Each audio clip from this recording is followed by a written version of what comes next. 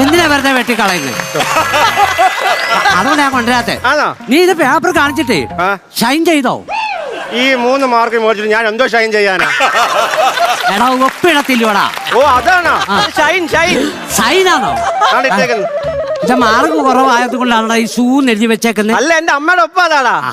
നിന്റെ അച്ഛന്റെ ഒപ്പം ഒപ്പം ഇത് നല്ല പഴുതാര പോന്ന പോലെ ഇരിക്കും. ഞങ്ങൾ അച്ഛൻ ഇട്ടു. സൂപ്പർ ഒപ്പടാ. ഇത് കൊണ്ടുപോയി നിന്റെ അച്ഛൻ ഒപ്പിട്ട് മേടിച്ചോണ്ട് വരാ. ഇതിനകത്തോ? സാർ സമ്മതിക്കത്തില്ലടാ.